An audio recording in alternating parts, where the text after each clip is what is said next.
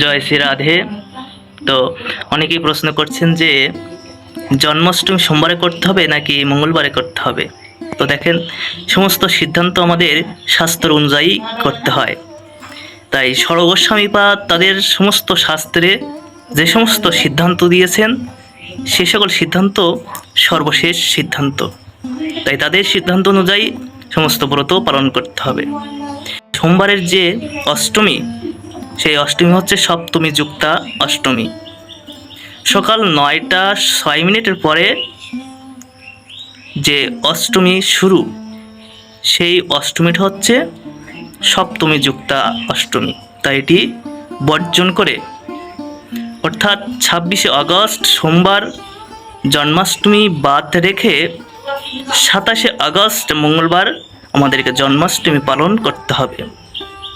এবং জন্মাষ্টমী যদি রোহিণী নক্ষত্র যোগ না থাকে তাহলেও নবমী যুক্তা অষ্টমী করতে হবে আমাদেরকে শাস্ত্র সিদ্ধান্ত অনুযায়ী।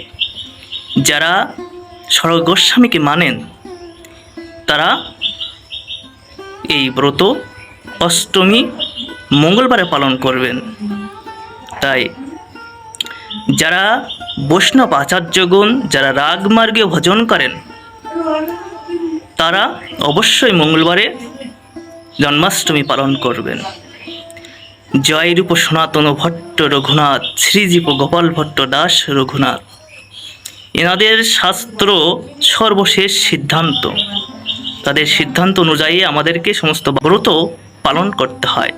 তাদের যে ভজন, সেই ভজনের অনুগতা হয়ে আমাদেরকে ভজন করতে হবে। ব্রজের শুদ্ধ রাগাত্মিকা ভক্তির অনুগতা ভক্তিকেই রাগমার্গীয় বা রাগানুগা ভক্তি বলে।